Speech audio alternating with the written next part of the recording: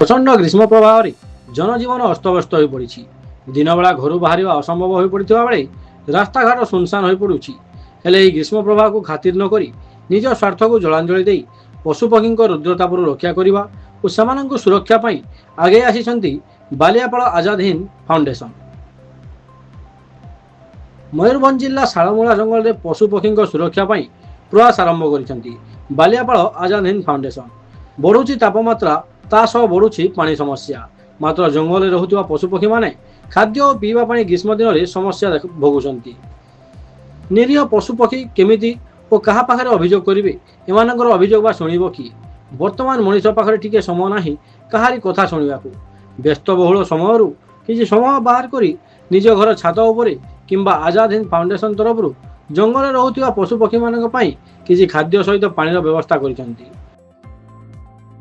Azad Hind foundation रो सभापति सनातन गंगाई नेतृत्व में संपादक विश्वरंजन सेठी समेत आजाद हिंद फाउंडेशन समस्त सदस्य माने एणे तेणे पड़ता पानी बोतल माटी सरा को गोटाई आनी से पशुपक्षी मानक पई पीवा पानी व्यवस्था करिसेंती।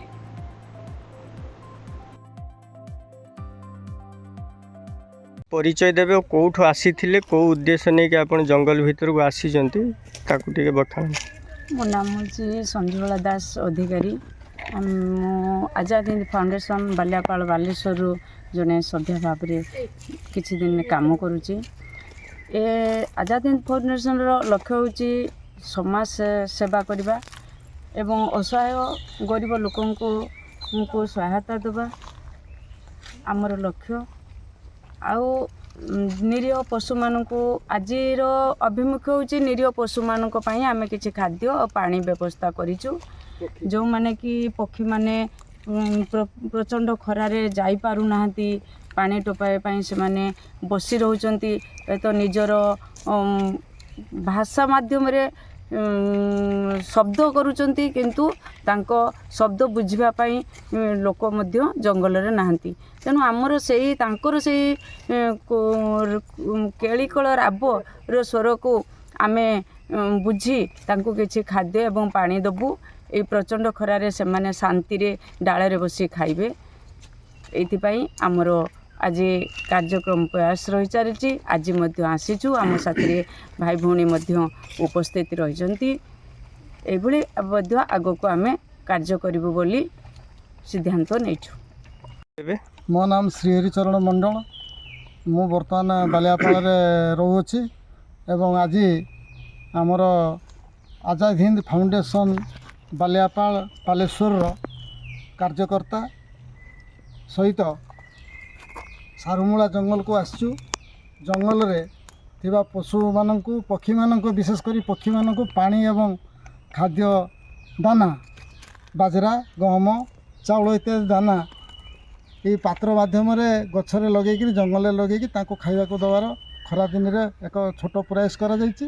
पूर्वर मध्य विभिन्न समय डाक्तरखाना थिबा रोगी एवं सेमानकर अटेंडेंट मानकु मध्य आमर एई आजाद फाउंडेशन तरफ विभिन्न समय दि जाइछि एवं मानव सेवा ही माधव सेवा मुख्य उद्देश्य एवं आजाद हिंद गठन करिथिबा आमर सुभाष चंद्र बोसंकर अनुप्रेरणा रे यही सभा आमर यही कार्यक्रम आरंभ होइछि एवं आगामी दिन में आमर उद्यम आहरी अनेक संख्यार सदस्य बढ़िबे एवं आगामी दिन में आहरी एमती कार्यक्रम सब आमर चालू रहिबो एवं मते उपदेष्टा भाव में सेमाने मानि नहीं थिबारु मु निजको कृत धन्य मन करुच्ची एवं सेमानक मध्य कृतज्ञता जनाऊँगी।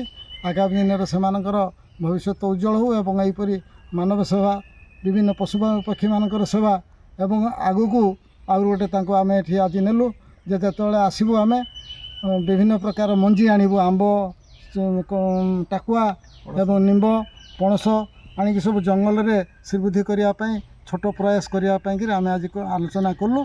परवर्ती समय एटा आमे करिवु। आउ आनुषंगिक भाव में वर्षा दिन पूर्व आमर बालियापाल विभिन्न रास्ता कड़े गछ लगे आम चेष्टा करूँ। आज बोधे मु भावुची यह आम निश्चित भाव में करें। ये प्रयास टी आगु जारी रही ना एबे जारी रहा ना किछ दिन पूर्व एक कथा आगु जारी रही व्यापक भाव में धीरे धीरे एगुड़ाक करने आम चेष्टा करुँ। पिला समस्ते एकत्रित होती धीरे धीरे गोटे कथा एका दिन में हुए ना ଯେହେତୁ ଆଗରୁ କିଛି ନଥିଲା କିଛି କରିବା ପାଇଁକି ଯେତେବେଳେ ମନ ପ୍ରାଣ ଆବେଗ ସୃଷ୍ଟି ହେଇଛି ନିଶ୍ଚିତ ଭାବରେ ଆଗାମୀ ଦିନରେ ସେଇଟା ଫଳପ୍ରସୂ ହେବ। ଏ ନିଶ୍ଚିତ ଭାବରେ ମନ ଚାହିଁଲେ ଶାରୀରିକ ମାନସିକ ଆର୍ଥିକ ବଳ ରହିଲେ ବା ମନୋଭାବରେ ରହିଲେ ସବୁ କାମ ସୁଚାରୁ ରୂପରେ ହେଇପାରିବ।